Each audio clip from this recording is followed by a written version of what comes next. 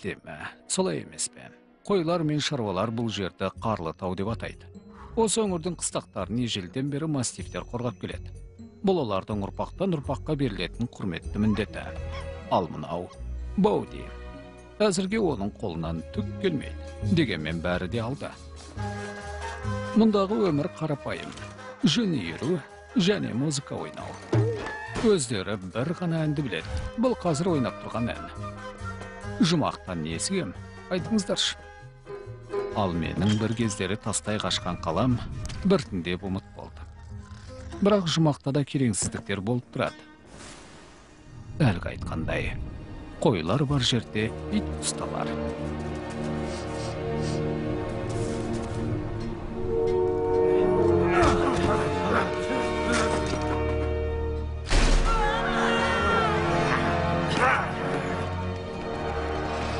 Тек қасқырлар Тибеттің құпия қаруы туралы білген жоқ.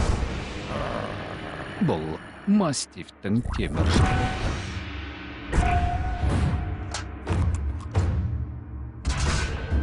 Бұл қаруы іште жалындап жататын оттан жаралған еді.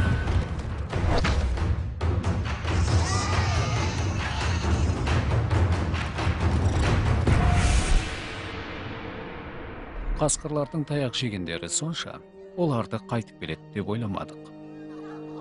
Алайда көшбасшы көргендік танытты. Ол әскер құрып, Боудиді жаттықтыра бастады. Бірақ Боуди жаттығуға көңіл бөле алмайтын.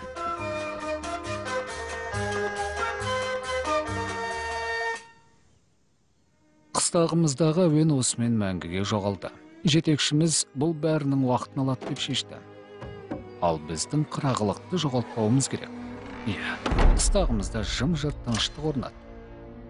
Мылжыңдар қасқырға жем болады дейтін сөз бар ғой. Бірақ бір күні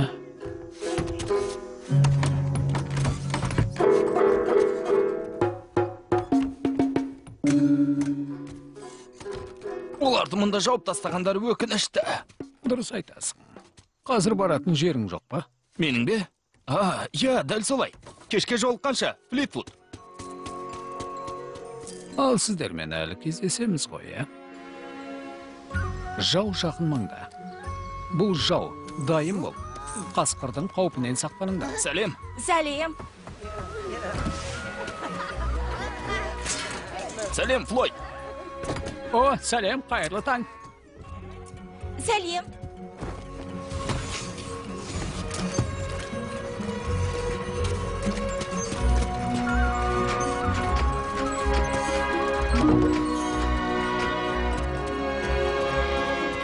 Сәлем.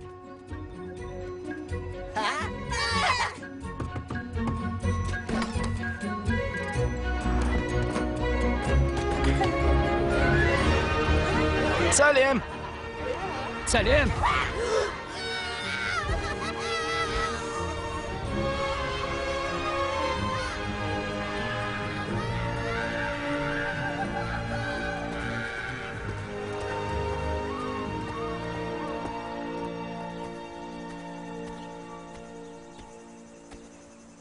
Тік тұрыңдар. Мен мұндамын. Қадам бас. Жүр. Ал сен кешіктің, тағы да. Кешіріңіз, әке.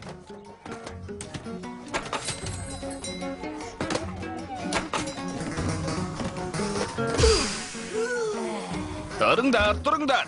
Қане, бергел. Мінекей. Иә, кереметсің. Доғарыңдар, жігіттер, болды, түбілеспеңдер. Ешкінің ісін істемесеңдер, достар. 1, 2, 3, 4, 5, 6, 7. Сонда Карл қайда? Кешір. Қане, тездетіңдер. Алға. Жүріңдер, жігіттер. Қане. Бетің алға қарап тұру керек. Қане, түзек, енді дұрыс.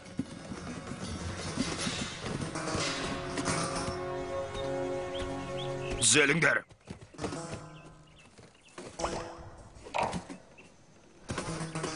Сарбаздар бақылаңдар. Жаудың кез келген жерде болуы мүмкін. Маған түк көрінбейді. Көзіңді аштың ба? Иә, енді дұрыс. Неге ит болып киінуіміз керек? Рас па? Жау бізді қалың қолы бар деп ойлау тиіс. Сонда олар мұнда келмейді. Қанша рет айтуға болады? Түсінікті. Жарайды.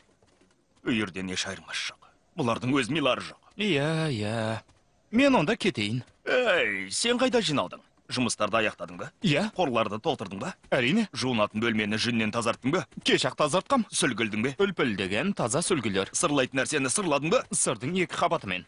Қағаздар реттелді ме? Реттелді, бәр жақсы. Қысқасы, жұмыс бітті. Мен кеттім, кездескенше. Ал мастифтің қанды жұдырғышы. Тас мүсінді бер әкел.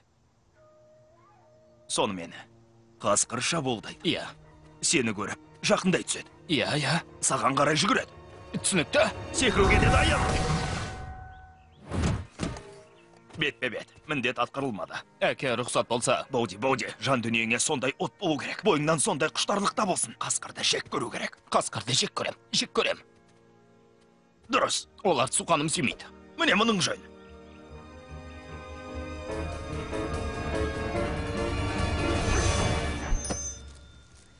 Иә, алақай, көрдіңіз бе? Кім мықты? Мен мықтымын. Бірінші реттен ақ көзіне дөп тигіздім. Ей, тыныш. Бөлімше тынышталыңдар. Қауіпті жағдай. Кешіріңіз, әке, әдейі істеген жоқпын. Қане тез арада ішке кіріңдер.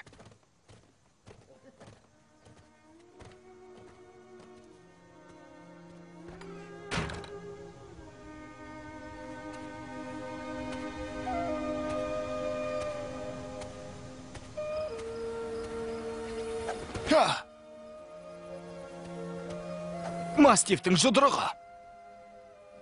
Бұл не? Қолымнан түк келмейді.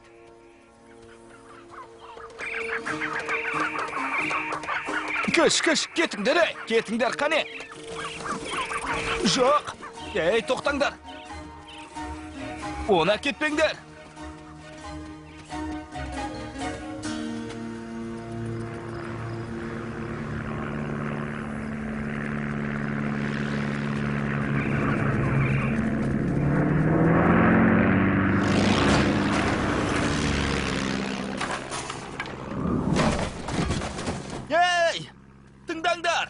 Әлде бір заттарың түсіп қалды. Ей, тыңдаңдар деймін. Әлде бір заттарың түсіп қалды.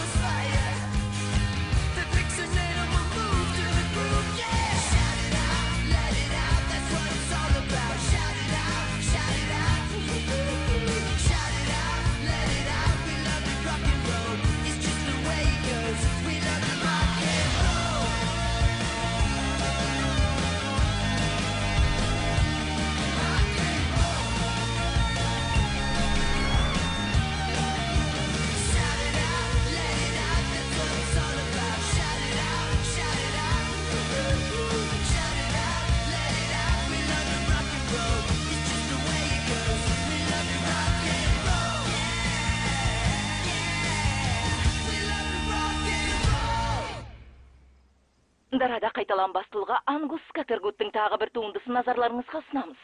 Ангус Скатергут? Рог аңызы қазір біздің студиямызда қонақта. Ангус, өте қуаныштымын. Енді сен қуанышты болсаң, демек тыңдаушылардың бәрі қуанышты. Жаңа сингліңіз қалай болып жатыр? Жаңа синглым дайын болып қалды. Бірер аккорды қалды. Осы синглмен ең басына оралғым келер еді. Бәрінің бастап алған жеріне. Сонда бәрі неден басталды? Алғашқы 6 шекті гитараны маған кішкентай кезімде сыйға тартқан болатын. Сөйтіп бәрі басталып та кетті. Сөзі де, әуені де. Және шегінерге жол қалған жоқ. Білесің бе, қармаққа бірден іліктім.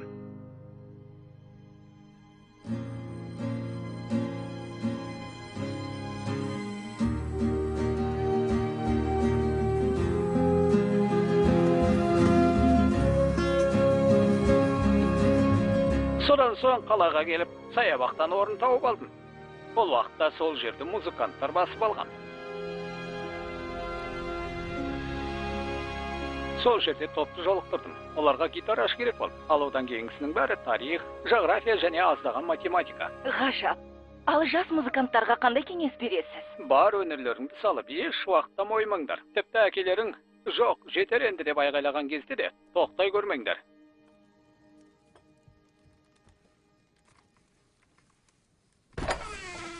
Әке? Менің бір жаңалығым бар. Керемет жаңалық деуге болады. Әке, мен рок-музыкант болуға бел будым. Не? Сен не, қораны бұздың ба? Енді ұлы мұра. Білем, кешіріңіз тек. Бір музыкант. Ангус маған рок-н-ролл туралы бәрін айтып берді. Саябақ өз тобыңды табу, түсінгенім бұл бар өмірімнің мағынасы екен, әке. Түсінесіз бе? Жаңа құлып іздеуіме тура келеді. Құлып ағашта өссе бір жөн. Не сезінетінімді білсеңіз ғой. Қараңыз. Болды. Жетер Бауди доғар. Қолындағыны маған бер. Әкел бері. Бауди, кімге айтып тұрмын? Қане, әкел. Әкел бері. Доғар! Сен музыкант болмайсың, Бауди. Сен күзетші ит боласың. Демек бұлай, өз-өзіңе келген соң төменге түсіп, маған аспабыңды бересің. Сосын ештеңе болмағандай кейіп танытамыз. Ұқтың ба? Үндемеу келіскеннің белгісі.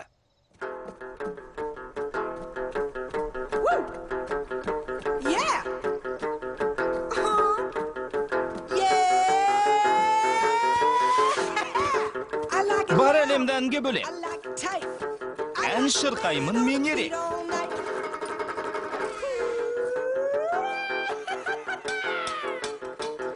Дәл осылай, дәл осылай. Дәл осылай, рок-н-роллға саламын. Дәл осылай, дәл осылай. Дәл осылай, өз әнімді табамын. Қалай, жаман емес, я. Үрмейді, қаппайды. Әндесе қарап жатпайды. Бірақ ерте ме кешпе соңы бір бәлеге ұрындырады. Тұтуда, бар әлемді әнге бөлем. Ән шырқаймын мен ерек.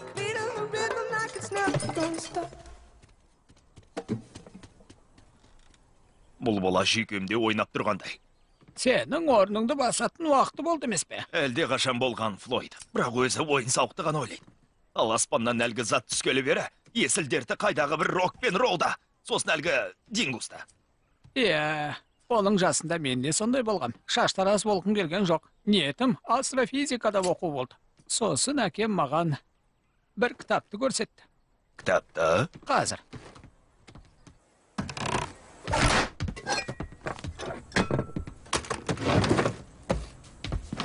Күтім көрмеген қойлардың қандай күйге ұшырайтынын көрсететін кітап.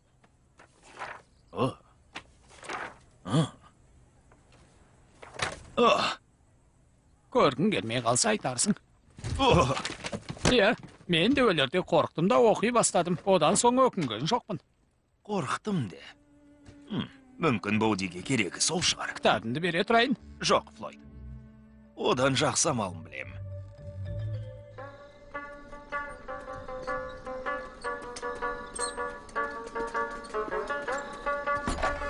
Бауди, Бауди!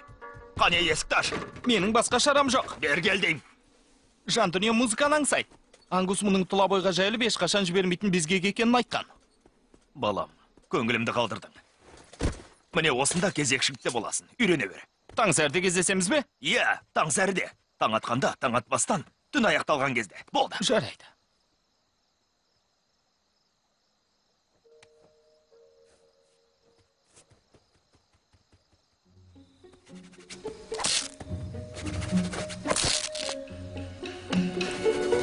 Қане ерігіп тұра бермеңдер.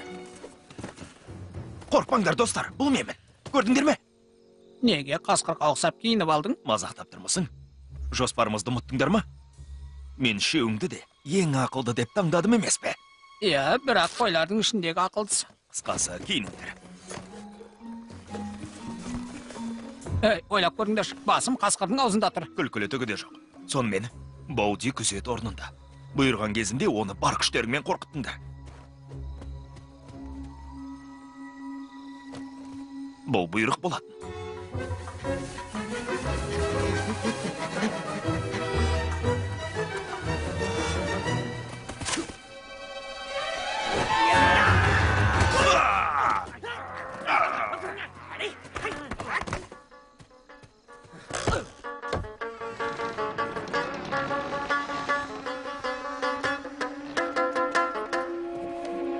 Не? Қасқыр! Жоқ!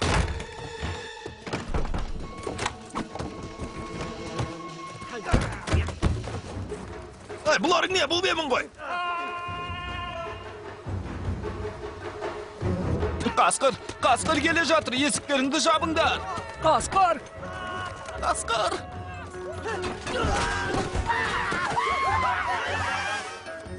Бәрің тыңдаңдар, қасқыр келе жатыр!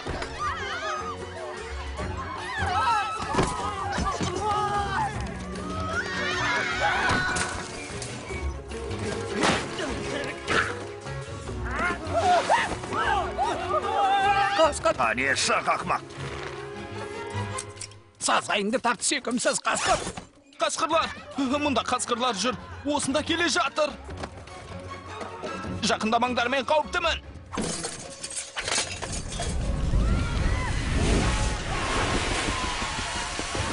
Құрғақ заттар. Өте құрғақ заттар. От шашулар. Жоқ!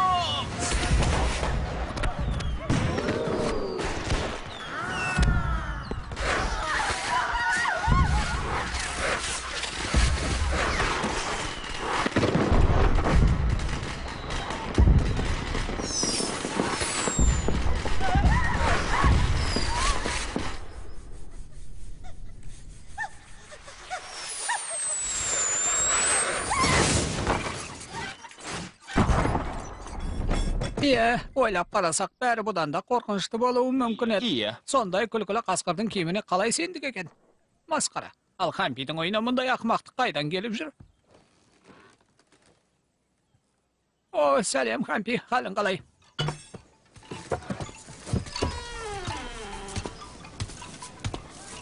Маған бір стақаным берші. Жарайды, екеуін бер. Талқылаймыз ба? Мені кінәлаудың керегі жоқ. Ол өз міндетін орындаған жоқ. Күзеткен жоқ. Бұл сенің міндетің емес пе? Иә, әрине, бірақ қолым босамай жатты. Міне өзіңде жауап бердің. Бауди деген сен емес. Оған еркіндік керек. Мұның енді бос сөз. Сонда менен кейін қыстағымызды кім қорғайды? Кімнен? Қасқырлардан ба? Олар қайта оралмайтын да шығар. Несіне сонша күтіп жүрсің? Ал оралса ше? Ал орала қалған жағдайда Бауди бізді қорғай алады деп ойлайсың ба? Оны өзгерте алмайсың. Ол өз бақытын іздеп жүр.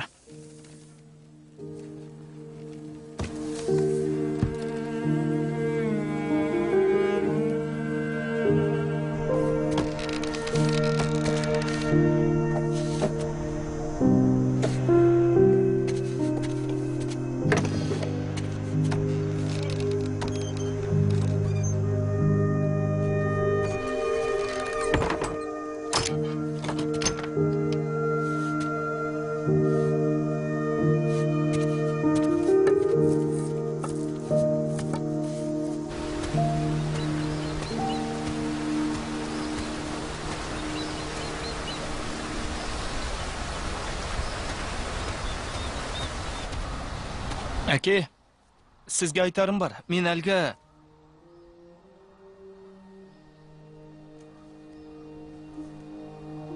Бұл не? Қалаға бар. Қолыңнан келмесе қайтып келесің. Сосын музыка туралы жақ ашпайсың. Жақсы.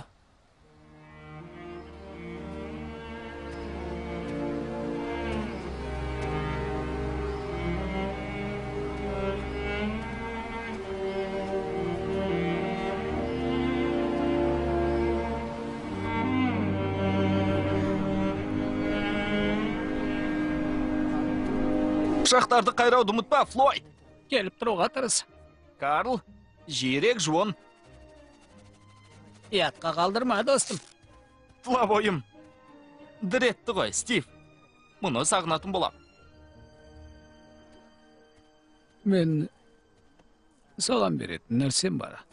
Оны қайда жібердім?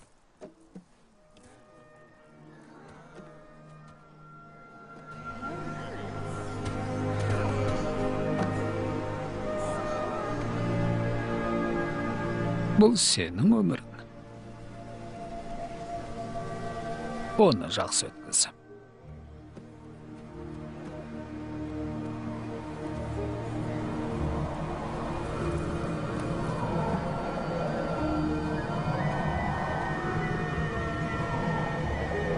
Кездескенше! Кездескенше!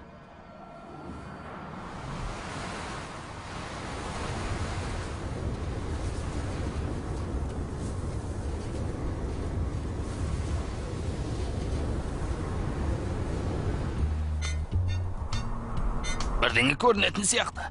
Кос, тез Линнуксқа хабарлас. Дәл солай, екі тізесінде. Я, барынша шабуылда. Жарайды, тұтқаны қойдым.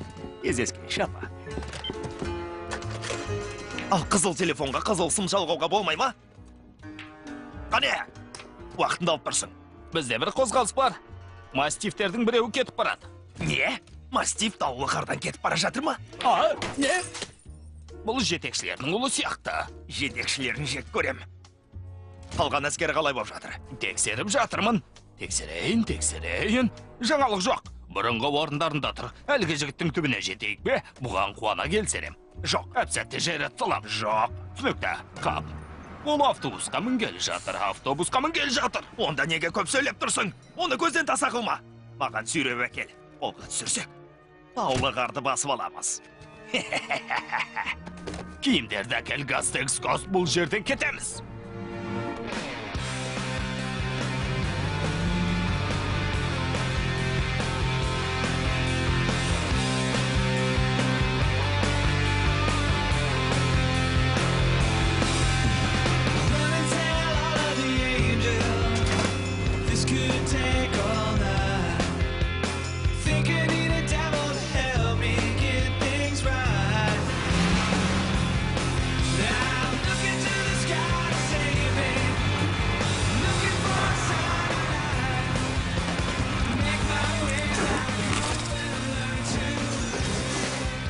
Сапарымыз үшін рахмет. Айтпақшы, рок-н-ролл саябағының қайда екенін білмейсіз бе? Түсінікті. Сәлеметсіз бе? Кешіріңіз, мен қазір ғана келдім. Рок-н-ролл саябағы деген жерді іздеп жүрмін. Дер кезінде келіп жетті.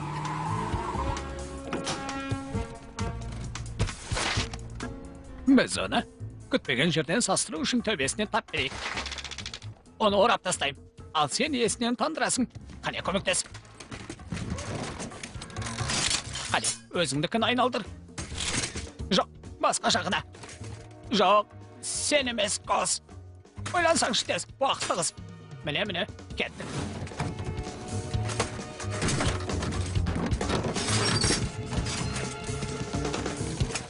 Сонымен ұсталдың ба, Мастиф? Тізі ұстас, қос. Дайындал. Өзде. Ат. Ұстамез, қос.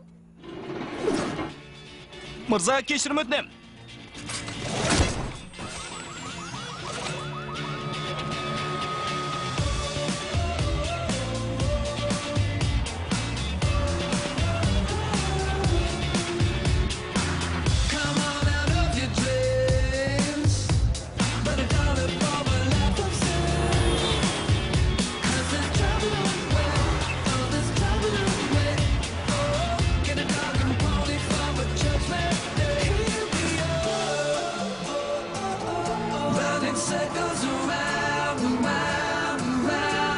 Жаңа сингл жұма күні шығады.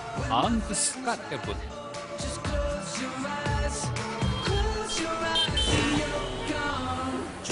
Сәлеметсіз бе? Рок-н-ролл саябағы қайда екенін білмейсіздер ме? Абайла! Абайла!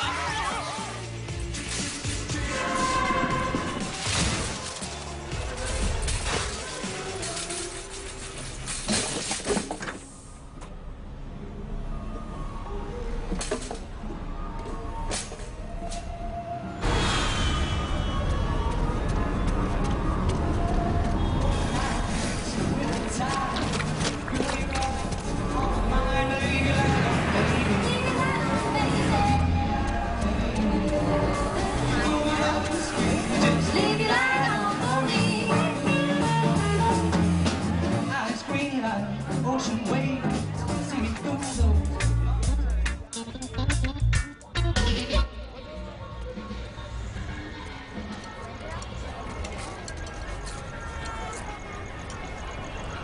Мәссаған. Ой, ол жаққа қарама. Иесінен адасқан біреу қарсы алдымызда бізге тиесіле қарап тұр. Қазір ғана қарадым. Қарама дедім ғой. Неге екенін қарағым келіп кетті. Мұның не екенін білесіңдер ме? Бұл тағдыр дәл Скатергут мырзаның тағдыр сияқты. Кешір, Ангус Катергутты айтып тұрсың ба? Иә, Скатергут мырза саябаққа келіп өз тобын жолықтырған. Оларға гитарашы керек екен. Дәл сендердік сияқты, бұған сен алмай тұрмын. Кешіріңдер, кешігіп қалдым достар. Бақылаушы төбет. Мен Баудимін. Енді жаңа гитарашыларын болам. Бұл керемет. Бұл маған ұнап тұр. Я, демек жаңа гитарашымыз сенсің ғой. Қош келдің. Иә, Ал оның тыңдау сынағынан өтуі керек емес пе? Түсінбей тұрғаным. Трей.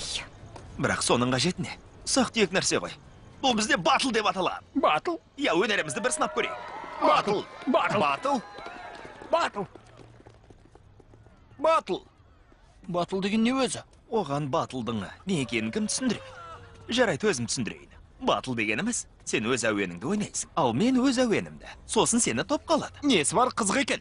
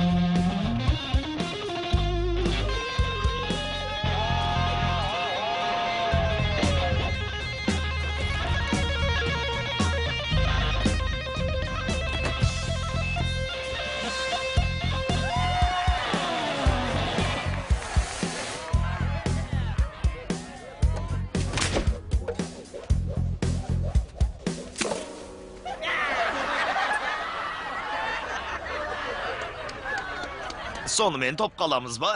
Сол саусағым мынаны, оң саусағым мынаны көрсетеді. О, достым, бір ауыздан. Тезірек кеткенің абзал кіші. Түсіндің бе?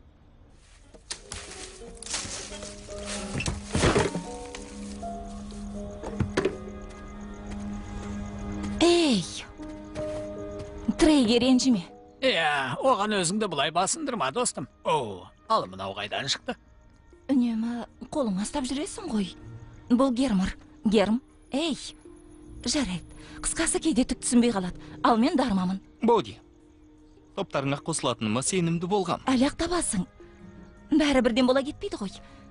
Осы саябақта қанша жыл өнер көрсеткенімізді білесің бе? Бірнеше жыл болды. Ал Скатергут мырза әндететін сиқырлы қорапшадан сөйлегенде бәрін жақсылап түсіндірген сияқты. Әндететін сиқырлы қорапша? Иә, ол аспаннан түсті, басыма түсе жаздады. Сенің де басыңнан өтті ме? Иә. Қызық екен. Кешірім өтінем. Жаңсақ естіген жоқпын ба? Сендер Ангус Каттергутты әңгімелеп отырсыңдар ма? Иә. Оның осында қалада тұратын білесің бе? Шынымен бе? Тыныш, тыныш. Онымен танысуың керек сияқты. Тіпті өйтпесең болмайды дер едім. Гитарада ойнауды үйретуін сұра. Бұл артық болмас. Жоқ. Жай ғана барып Ангус Каттергутпен сөйлесе салуға болмас. Болады әрине, ана жаққа бар. Төбедегі ескі, үлкен ақ үй. Тауып аласың. Өзіңді Трей жіберген айтарсың. Түсінікті, онымен кездесуді армандаумен келгем. Тағы бір мәселе. Міндетті түрде қақпаны сүй. Сонда жолың болады. Қақпаны сүю, түсіндім, рахмет.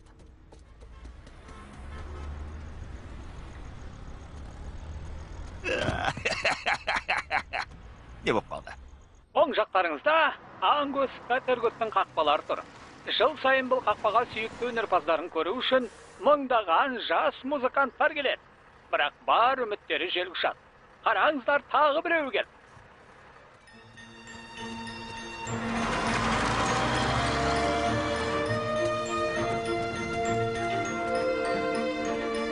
Жолым болу үшін.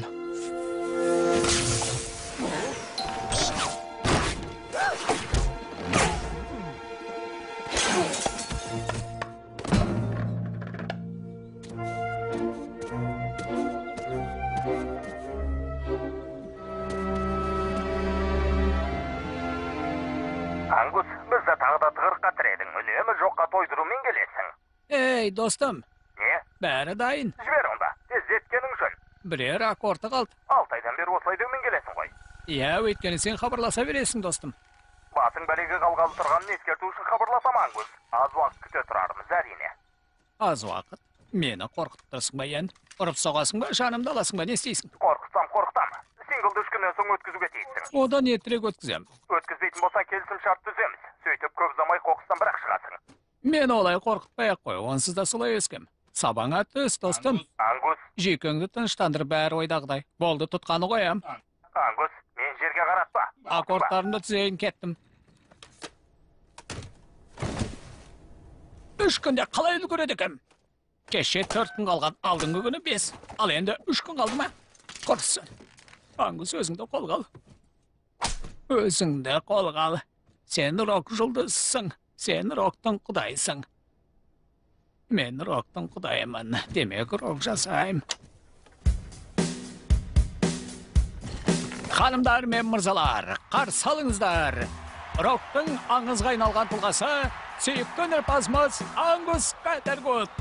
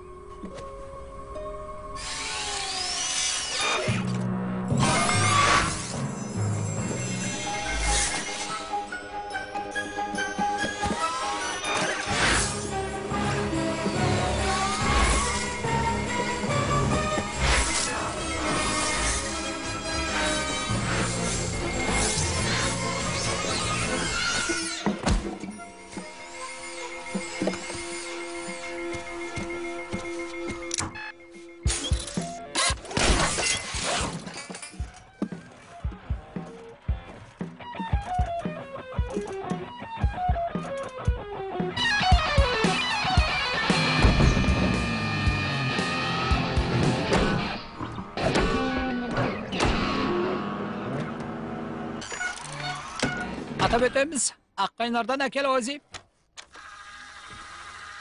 Қане кеттік. Саған не көрінген? Құрып кеткір.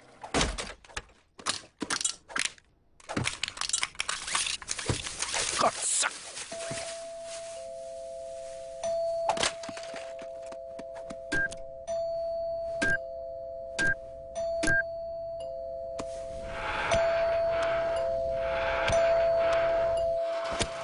Тоқта, менің басымды ауыртып жібердің. Мен бе?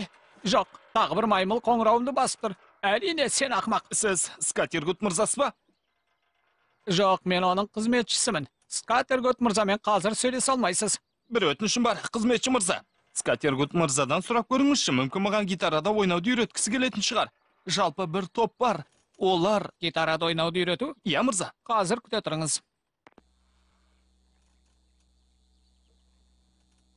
Скатергут мырза қазір ғана жақсы жаңалықты жеткізуімді өтінді. Ол бірер сабақ үйретуге қарсы емес екен. Не? Бұл дегеніңіз мүмкін емес қой. Мәссаған көп рахмет. Бүгін менің жолым болды, қызметші мырза. Иә.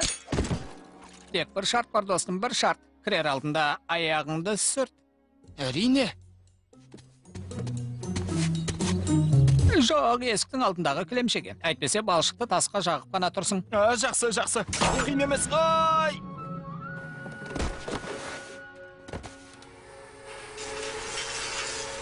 Бұл мені сынаған түріңіз бе? Скатергут мырза ешқашан тоқтамауды бұйырған. Сондықтан ештеңе мені... Қап. Жоқ. Сонымен, жаңа жоспар. Жауын басылғанша мына жерде жасырына тұрам.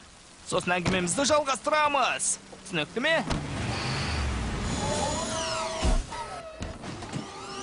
Ой, жоқ! Не болып жатыр өзі? Көрдің бе өзі? Бұл есінен адасқан біреу. Енді оны ешқашан көрмейміз.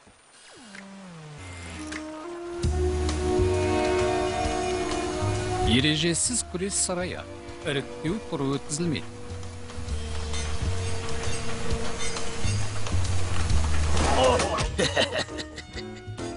Асталқанын шығардым. Келесі кім? Керемет жігіт. Оны маймақпен шайқастырыңдар. Не? Жоқ, маймақпен шайқаспайым. Онымен шайқаспайым. Кіммен болса да маймақпен шайқаспайым. Жоқ, алаңнан тұр шықпайым ғой. Бұл дұрыс емес. Жақсы, рахмет. Сонымен әлгі мастиф қайда? Ойымыз жүзеге аспады. Жүзеге аспаған нес. Сендер не, ерігіп жүрдіңдер ме? Ит ұрлауда қолдарыңнан келмей ме? Қалай? Оны ұстайын деп қалғанбыз. Қалай қашып кеткенін сезбейді қалдық. Қарсық төбет екен. Бұлай болсын, мыйсыздар. Қаланың әр түкпірін шарлайсыңдар. Қабырғаларды тесіп шығасыңдар. Оны тауып тапсырманы орындауда мүлт кетпедіңдер. Қазір ондай әдетімізді қойдық. Алло? Алло? Сен не маған алған жоқсың ба? Мұның несі қос?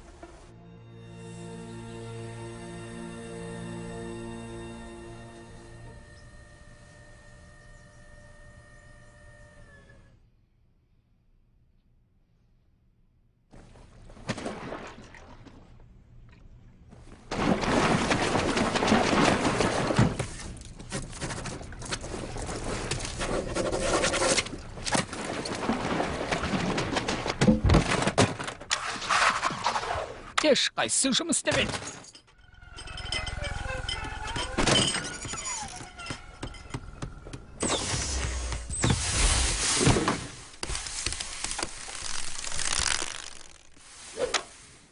Кеттік.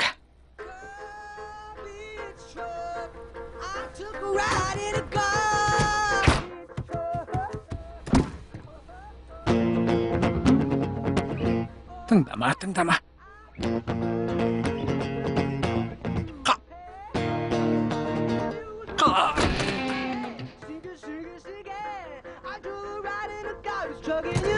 Ей, үніңді өшір! Қалдым қоқыс арасында. Ей, құтқарып қаласың ба? Қоқыс салғыш, кетті алып мені. Алып кетті. Қоқыс салғыш. Кереңсің бе өзің? Миымды су қылатын болдың. Таңға жайып туындымды аяқтауға аз қалып ем. Сен болсаң? Сіз Ангус Кеттерғутсыз ба? Жоқ, мен оның бағбанымын. Мә саған Ангус Кеттерғут маған өз бағбанын жіберіпті. Бұл неткен? Жібер мені, мейсіз күшік. Кеттерғутқа бір сөзімді айтып барыңызшы, өтінем. Бәрін айтам. Мырзаға сен жайлы бәрін айтам. Бірақ ол ешқашан саған музыка үйретпейді. Маған сене бер. Өйткені сен, Бағба мырза, ақмақтың нақ өзісің. Шолағанан басқа түк білмейсің.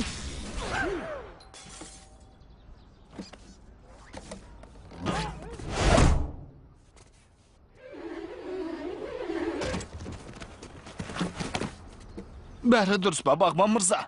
Кеспе маған, ақмақ. Ози!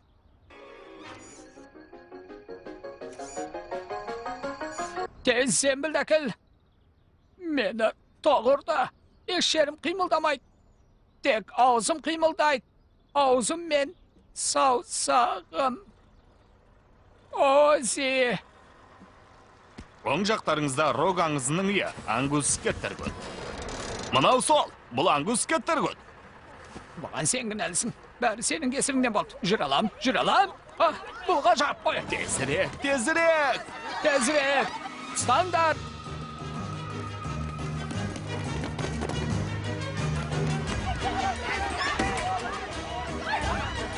Мәссаған, көпшілік жиналыпты ғой. Менің соңымнан жүгірме. Олар біз неге қуып келе жатыр? Өйткені мен ангус кайтаргутпын. Не, сіздің ангус скетергут екеніңізді білгем. Тыңдаңыз, мүмкін маған гитарада ойнауды үйретерсіз, а? Сенің мұғалімің болмайым, жігіт. Ең болмаса ойланып көріңізші. Жоқ, ішкедейін санайым. Мен оңға жүгірем. Ал сен алға жүгір. Бір, екі. Түсінікті. Жоқ, олай істей алмаймын, сіздің жаныңызда болуым керек. Маған неге жабысып қалдың?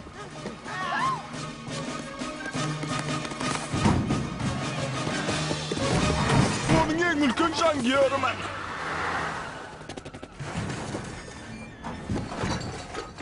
Құтылған сияқтымыз.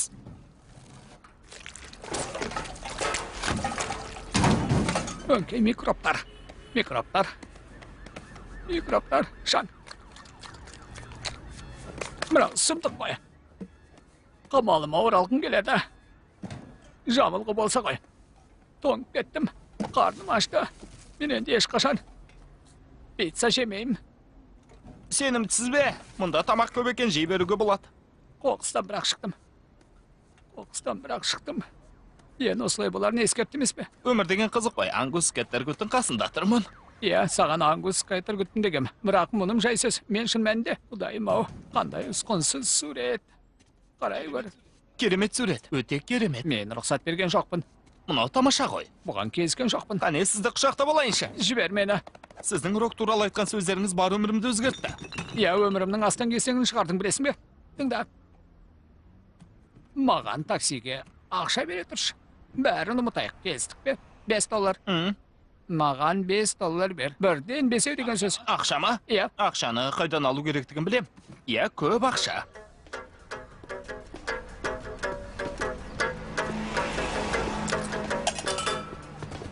Скеттергут, бір пенни таптық. Тыраш. Құпиялылық дегенді түсінбейсің бе, құрғар? Мынау түйме екен. Пенни емес, кешіріңіз, Скеттергут мырза. Атымда тама шай ғана таксиге ақша жинап бер, ұқтың ба? Иә, ұқтым.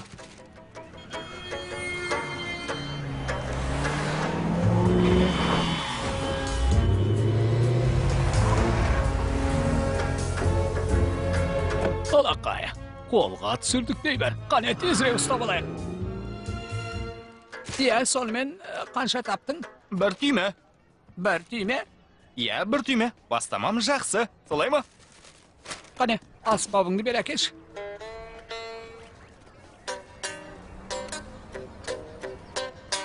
Кеңістікті тазарта аласың ба? Оу, Әрірек тұр. былай дұрыс па? Тағы да әрі. Енді ше? Тағы 20 адым артқа тұр. Бұтаға жасырын. Бірақ маған көрінбей қаласыз ғой. Керемет. Қазір мақсатымызға жетеміз. Болди, Сәлем дарма. бәрі дұрыс па? Иә, мұнда Скеттергут мырза екеуміз қыдырып жүрміз. Не, тоқта, тұра тұр. Рогаңызы ангус катыргут екеуін қыдырып жүрсіңдер ме? Иә? Мәссаған, ангуспен бірге ме? Ол ешкіммен бірге қыдырмайды. Ондай жоқ еді ғой. Иә, біз күні бойы бірге жүрдік. Түсіндірейін, басында жүгірдік, сосын пицца жедік. Иә? Түсінікті. Сосын осында келдік, өткен таксиге ақша жетпей тұр екен. Әрине. Ол ана жерде тұр, танысқыларың келмей ме? Әрине, Иә, табылған ақыл. Ангуспен танысуға барайық. ангуспен бірге қыдырыпты. Дәмесінің зорын-ай. Мә, не болып жатыр, ә? Қарай көр. Мәне өзі, қымбатты. Скеттергут мырза. Дегенімізге жеттік. Ал кеттік. Дәл осында тұрған. Не болғанын білмеймін. Қайда кеткен? Саған сенем төбет. Рас па? Не рас па? Нені айтып тұрсың? Тыңда, Болди. Бізді таңғалдыру үшін еш нәрсе ойлап табудың керегі жоқ. Не, ол осында болды ғой. Оны тауып алуым керек. Скеттергут мырза, қайда кеттіңіз? Скеттергут мырза, сіз қайдасыз? Өзі сүйкімді. Есінен адасқан, бірақ сүйкімді. Қалақай, тапсырма орындалды.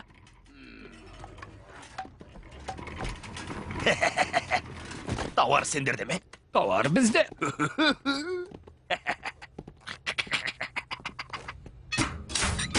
Қане?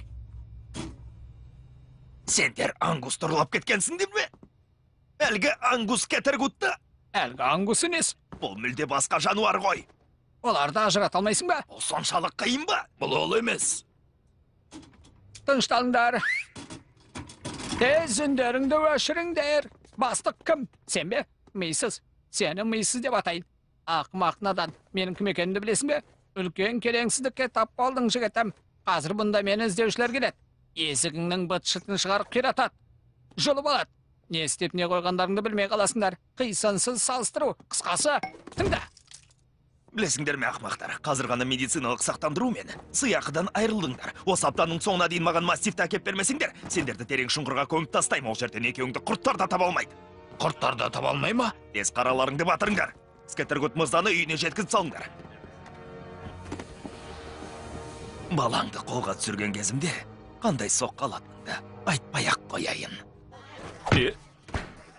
Мұның не? Фрэнк, Кешіріңіз. әтел не боп жатқан көру үшін басындағыны ең соңынан киюің керек. Осыны қанша түсіндірем, жігіттер?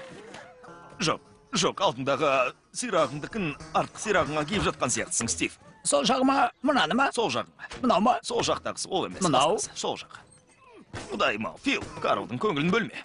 Ол киінуге тырысып жатыр. Тоқтай тұр, Карл, жуынатын бөлмеден шығасың ба өзің? Маған ұнап тұр ғой. Бұған түкіргенім бар. Бәріміздің уақытымызды босқа кетіріп тұрсың. Бір сәт болса да тыныш тұра аласыңдар ма? Ал Боуди қайда? 100 мың рет айттым ғой, ол қалаға кетті. Қалаға. Қашан болды? Қашан? Рас, менде естеріңде жоқ па? Бәрің шығарып салып едіңдер ғой. Ұмытып үлгердіңдер ме? Қашан келеді? Қашан? Соны білсем ғой.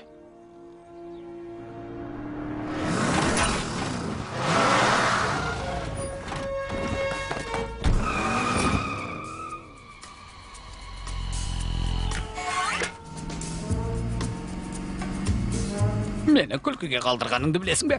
Ай! Топ ретінде жұмыс істеуіміз керек, Скос. Емшілдік танытуымыз керек. Мені естіп отырғаныңды білем.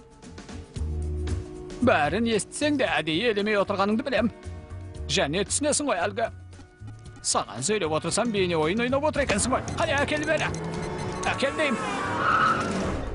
Әкел. Мәссаған, ей! Жоқ!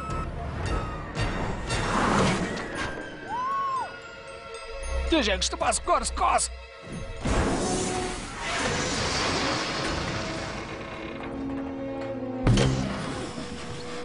Ойыңа келген нәрсені істей берем деп ойлама. Сөзіме құлақ асуың керек. Әйтпесе бастықпен қарым-қатынасымды ешқашан дұрыстай алмайым. Маған көмектесуге тиіссің.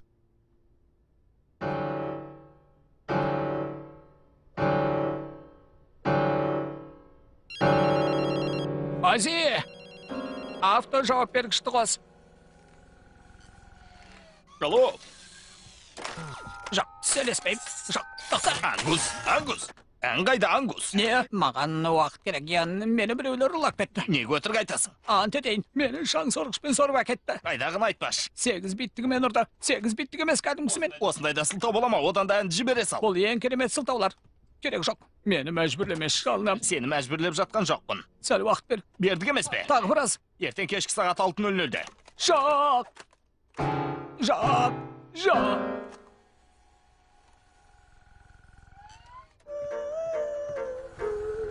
Қалдым қоқыс арасында. Құтқарып қаласың ба? Мынау тіпті жаман емес.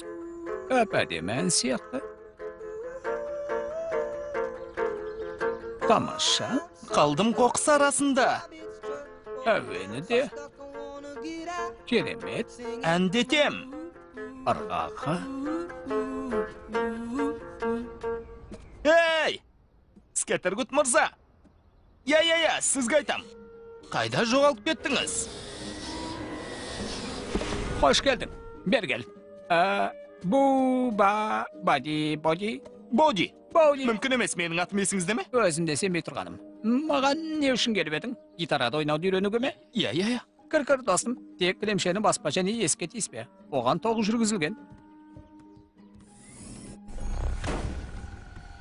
Бұл Ози? Мәссаған. Я, сен Мәссаған. роботты жайына қалдыршы өтінем. Сәлем, Ози. Менің атым Боди. Болды, достым, гитара сабағын бастаймыз. Мәссаған. Керемет. Мәссаған, өмірімде мұндайды көрген емеспін. мына бөлмеге бүкіл қыстағым сөйтіп кетеді ғой. Иә, әбден мүмкін достым. Ал мынау не? Ескі концерттік автобус. Осыға мініп жер шарын аралап шыққан. Ал мұнда кітапхана болған.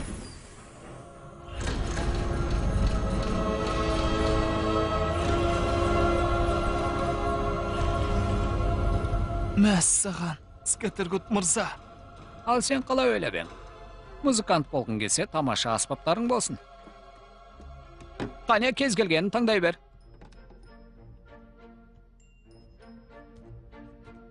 Ғашап.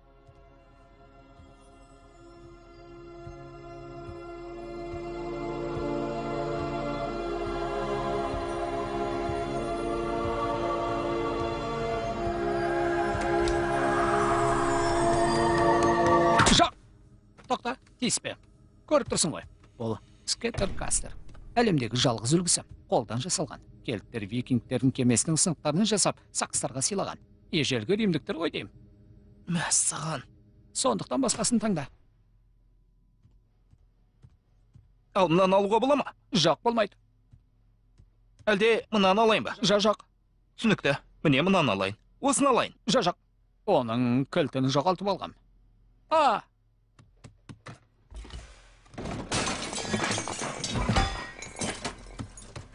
Мынау қалай?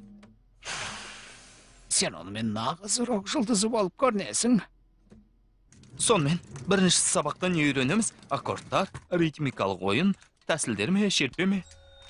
Мұның бәрі шынымды айтсам түкке тұрғысыз нәрселер. Оны кейінде үйрете алам. Іш пыстырарлық сабақтар ғой. Одан да ән шығарудан бастайық. Ән шығарып көріп пең? Әзірге қоқыс тасығыш туралы бір ғана әнім бар. Ойнап бересің бе? Иә, көрейік.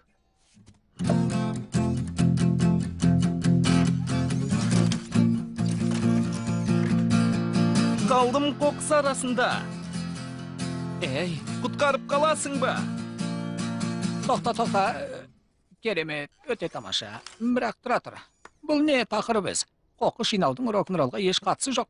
Қалай? Миллиондаған тыңдаушыларға түсінікті нәрсе жазу керек. Яғни миллиондаған тыңдаушыларға ұнайтын нәрсе ғой. Иә, өзіңе қараш. Қайдансың, шыққан тегін қандай? Мен қарлы тау қалашығынанмын. Бұл сені қандай сезімге білейді? Қалай деуші еді әлгі? Шарасыздық, Жоқ, жиіркену, олай демес. ыза, күйіну. Суқаның сүймейді ғой. Олай деуге келмес. Иә, Жоқ. мысықтар үшін емес қой. Түсіндім. Бұл ғажайып. Ғажайып. Иә, мынауың жарайды.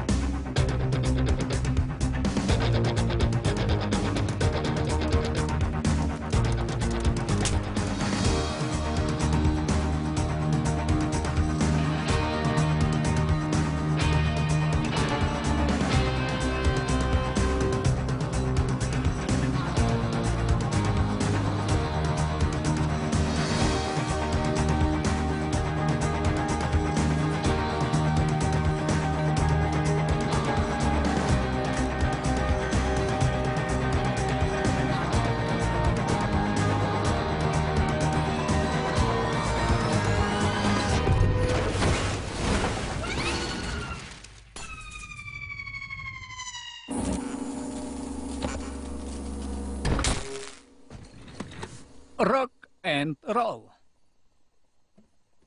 Расында, қолымнан келеді екен. Иә, бойыңда от барын көрсеттің. Тыңда, оттай болдың. Мұны сездің бе? Иә, әрине. Мен де сездім. Сезгенде қандай? Бөлмемнің тас талқанын шығардың. Бөлмемнің тас талқанын. Кешіріңіз, Кеттеркут мырза. Бұл маңызды емес. Бастысы уайымдама. Ән дайын. Ән дайын. Иә. Болды ма? Сабақ осы ма? Иә. Бұл өзім үйреткен сабақтардың ішіндегі ең кереметі. Абайла, қанша рет айтуға болады? Байқа. Қашан қайтып келейін? Не дедің? Екінші сабаққа ертең бола ма? Оған енді уақыт тығыздау. Түсінесің ғой, мүлде уақыт жоқ. Бірақ бір амалын табамыз. Көмекшілеріме айтып көрейін. Түсінікті, онда мен барып саябақта сейілдей тұрайын. Жақсы, тезірек шық. Әйтпесе қақпа қазір биіктеп кетеді. Абайла, тышқандарым бар. Түсінікті, кездескенше. Кездескенше. Сау бол, Ози, кездескенше.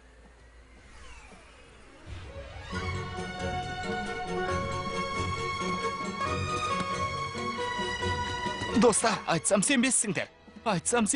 Скеттеркут мырза маған гитарада ойнауды үйретті. Ол екеуміз ән жазып қойдық, тіпті болмаған. Тана жол қазір эфирде. Сіз байланыстасыз. Ангус, жаңа синглыңыз туралы айтыңызшы. Иә, көптен бері жаңа ән жазылған жоқ. Бәрі күтіп қалды. Сонымен ертең жаңа әннің тұсаукесері. Әнім ғажайып деп аталады. Иә, ғажайып, біздің жазған әніміз осы. Тыныш. Сізді бұған не шабыттандырды? Күлкілі оқиға. Студиямда отырған ем, кенеттен есік қоңырау басылып. Иә, мен барғам. Ондай нәрсе бола бермейді. Есікті ашсам, ар жағында ешкім жоқ. Не? Сосын төбеге қарадым да, отанымды еске алдым. Қарлы өлкемді, сол баяғы қалашығымды еске түсіріп, бұл ғажайып қой деп ойладым. Достым, бұл ғажайып. Сосын жүрек әндете жөнелді. Дәлірек айтқанда, менің жүрегім. Яғни, жүрек менікі болатын. Бұл керемет екен. Бірақ біреу үнемі жанымда болды. Онсыз бұл ән ешқашан жазылмас еді. Бұл әрине менің қызметшім Ози. Жалпы, ол да бір ғажайып. Немесе ғажайып емес. Тағы не деуге болады? Шыны шаршы сияқты. Ой, сен туралы айтқанда жоқ. Неге? Сенің бар екеніңді білмейді ғой.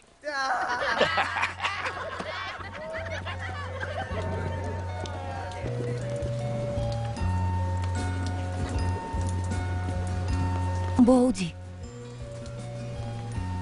Ей, неге жауынның астында тұрсың? Герме екеуміз тамақтанайық дегенбіз.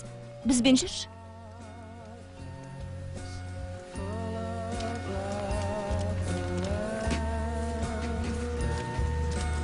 Мен саған сенем төбет.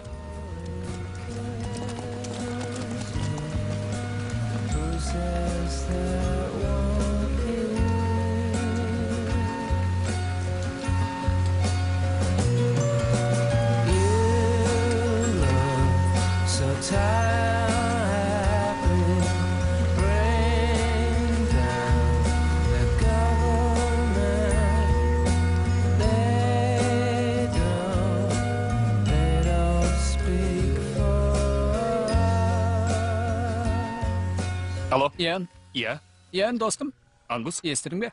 Ангус, не болып қалды, тағы не болды? Естірің бе деймін? Нені естуім керек еді? Бәрін жазып қойдым. Әнді ме, әнді аяқтадың ба? Мерзімінен 2 сағат бұрын. Я, болды, ешқайда кетпе, саған көмекшімді жіберем, тез арада бәрін әкетіп кешке мұны атап өтеміз. Тұтас бір қонақ үйді жалдайым. Түсінікті ме? Иә, 2 қонақ үйді бірақ жалдайықшы.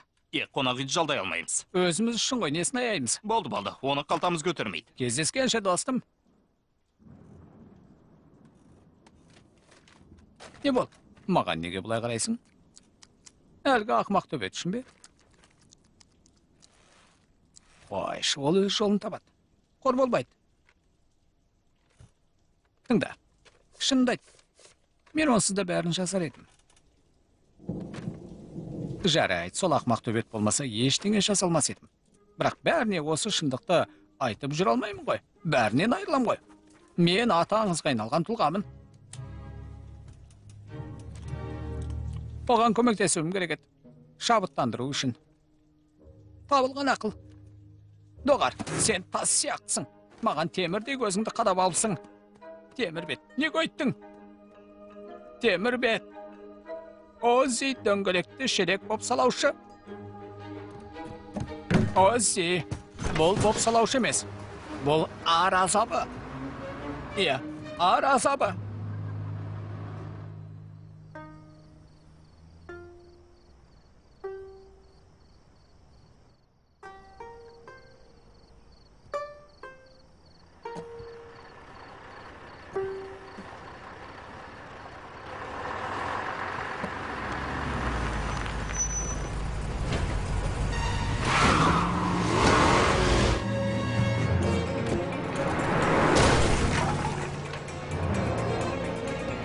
Ұсталдың ба бәлем?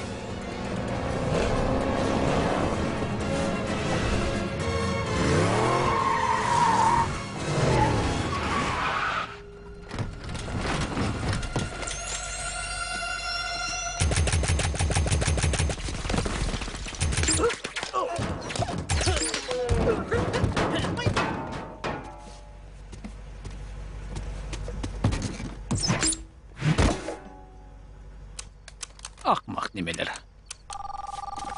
Я басеке, Оны ұстадыңдар ма? я ұстадым. Дәл қазір жанымда. Бәрі аман ба? Я, бәрі ойдағыдай. Бастысы алаң болмаңыз. Бәрі ойдағыдай. Риф, мені естіп тұрсың ба?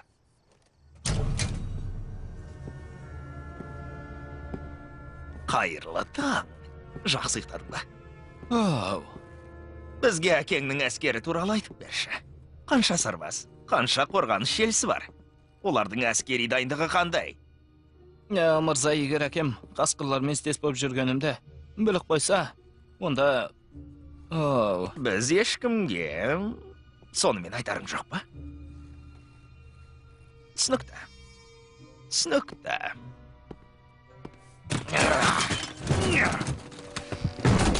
Қой әскері туралы не айтуға болады? Қой әскері? Иә.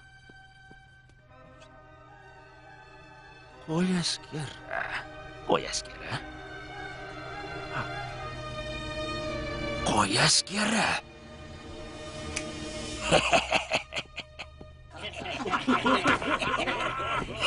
Саған алғысым шексіз. Неге? Сонымен жігіттер жиналыңдар. Осы уақытта қайда барамыз? Қарлы тау деген жерге. Тұра тұрыңдар. Қарлы тауға барудың мүлде керегі жоқ. Керек болғанда қандай? Жоқ. Шын айтам. Сөзді қой. Мұны алаңға, маймаққа тастаңдар.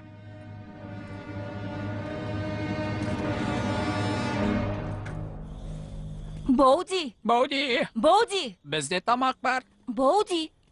Боу. Оның қайда кетуі мүмкін? Егер Боудидің орнында болсам, артқа жүргеніз. Мына жерден көлік өткен. Иә, керемет бақылау. Оу, оны әкеткен. Не? Боуди кімге керек болып қалды екен? Бұл құпия.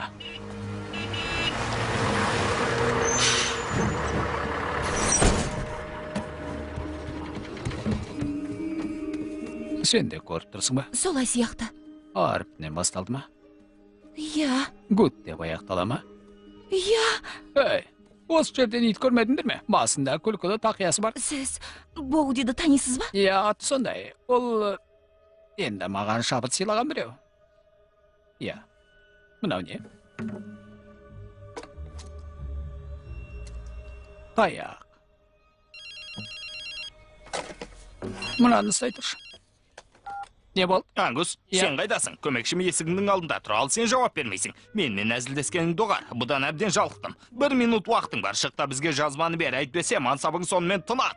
Ұқтың ба мені? Ангус! Ангус, тыңдап тұрсың ба? Иә, бір шаруа шығып қалды. Кетуім керек. Кеттік, не қып тұрсыңдар? Достарыңды табуымыз керек. Кім, біз бе? Гермур, тезірек! Бара жатырмын.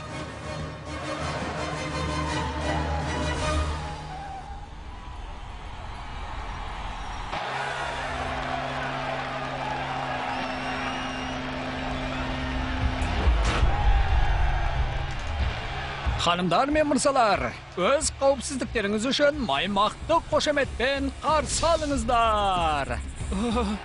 Сұмдық.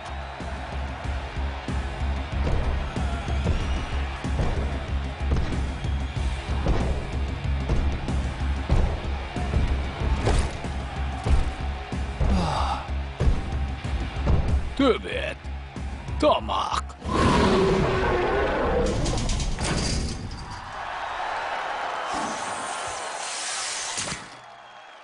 Я, жігіттер, ережені білесіңдер, кім тірі қалса сол жеңеді. Өтінем мырза, отбасыма қауіп төніп тұр. Осының бәрін кейінге қалдыруға бола ма? Мен күресуші емеспін. Ал мен төлеш емеспін, іске сәт. Сазайым мен!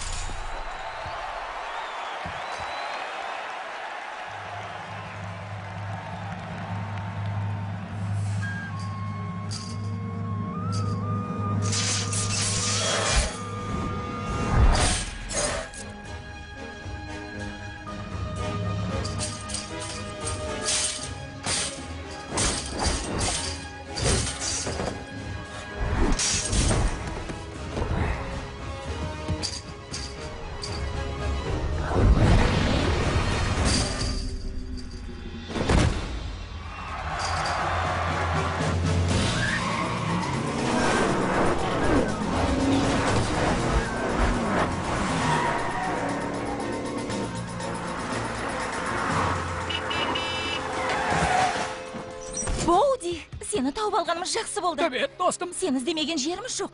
қайда болдың? Сенде бәрі дұрыс па? Керемет, бір жерге жеткізіп салайын ба? Қарлы тауға. Сен не мазақтап тұрсың ба? Өтінем тыңдаңызшы, қасқырлары қыстағымызды жалмап кетеді. Қасқырлар? Оларды жек көрем. Жарайды, солай-ақ болсын, кет.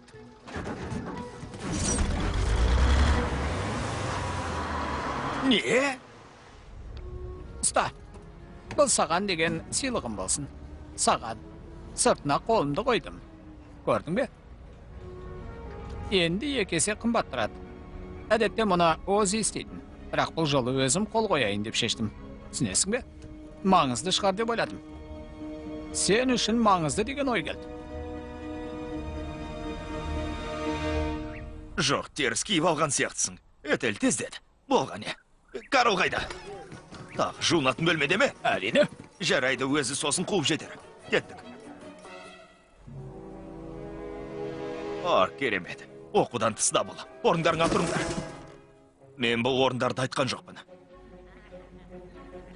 Сонымен кімнің тәуекелге бел буғысы келеді? Қане, кел!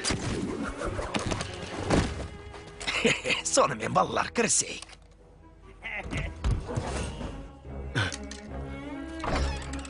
Карл? Карл, мен мұндамын. Өз құлағыма өзім сенбей тұрмын. Бірақ соңғы үмітіміз сенде.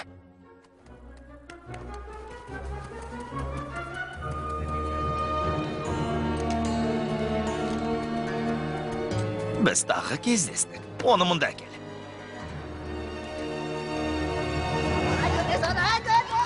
Тезірек, мұнда. Ол жаққа емес мұнда.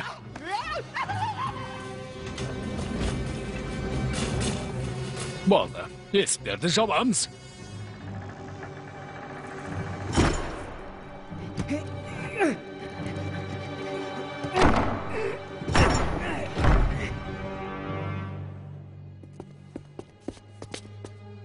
Ей!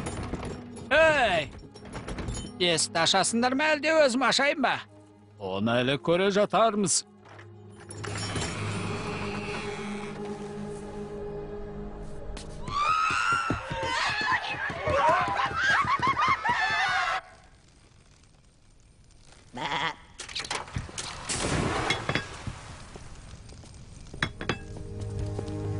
Білесің бе, жаншылған қой етінің дәмін жалбыз тұздығы келтіреді. Қойларды қақтаңдар! Тоқтаңдар! Боуди, ал сен қайдан шыға келдің? Олардың бәрін тез босат. Әйтпесе не болады? Әйтпесе, мінекей. Боуди, не істемексің? Жоқ, әке бәрі дұрыс, мен өз отымды таптым. Ұстаңдар!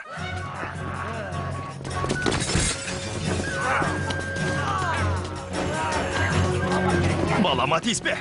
Боуди, қаш! Саспа, маған бір ой келді.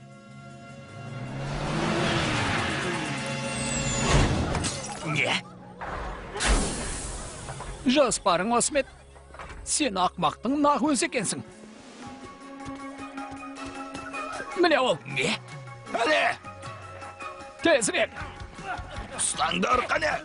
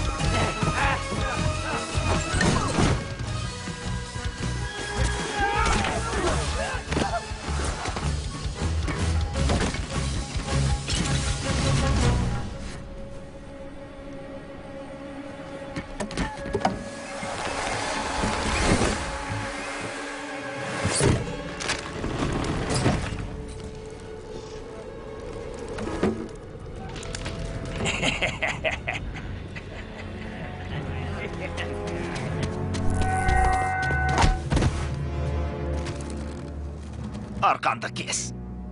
Білесіз бе, Басеке, шағым көлікте қалып қойыпты. Енді не істеймін?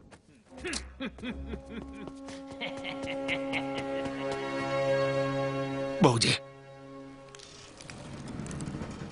Әлгі отын қайда? Кезі келген сияқты.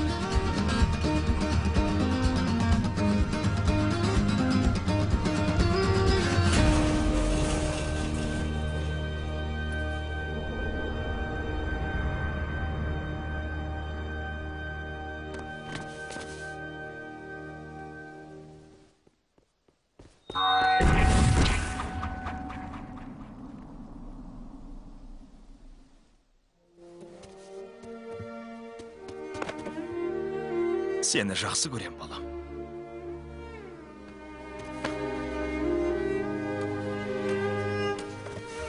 Жарайсың, достым. Ангус. Керемет. Сондай қуаныштымын. Құттықтаймын. Мен үшін алаң болмаңыздар. Ерте ме, кеш пе. Мені босатады. Кеш дегенім дұрыс сияқты. Бастысы қазір ана жерде болып жатқан нәрсе. Я, екінші реттен ғана солай болды, әке. Ал енді, меніңше бұл қыстақта шу көбейеді.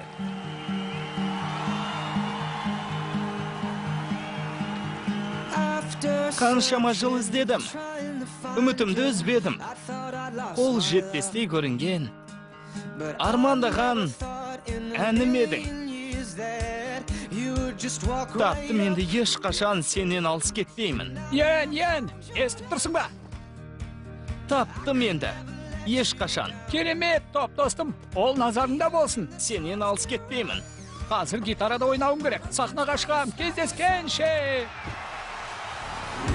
Бұл әлем жалғыздық жырақта. Жүрекке жол тартар. Арманым айналып, шуақта. Айналамды нұрға бөлем. Күндей шуақ шашамын. Әй, тізімді тағы бір рет тексерші. Мен топпен біргемін. Оларды мен таныстырдым. Арманыма қанат байлап, жұлдыздардан асамын. Еркіндіктің ерке желі, бөгет болар кім бар ау? Қиындыққа мойымай, өмір жолы сан тарау. Бұл әлем жалғыздық жырақта. Жүрекке жол тарта, арманым айналып, шуақта. Бұл әлем жалғыздық жырақта. жүрекке жол тартар. Арманым айналып, шуаққа.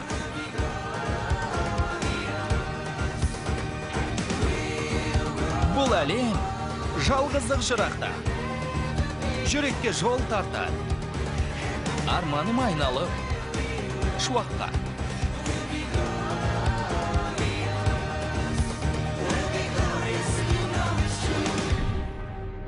Жұлдызды төбет.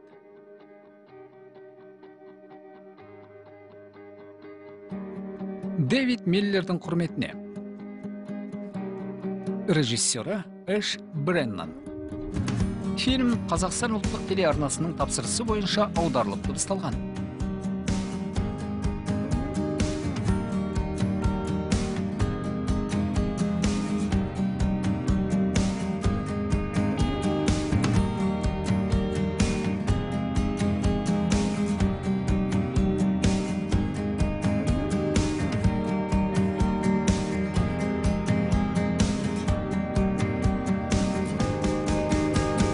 You and I, we're never gonna rest. Keep up the dream like it's life or death. And you and I, we'll never give in there. Балаларға 12 жастан бастап көруге рұқсат берілген фильм.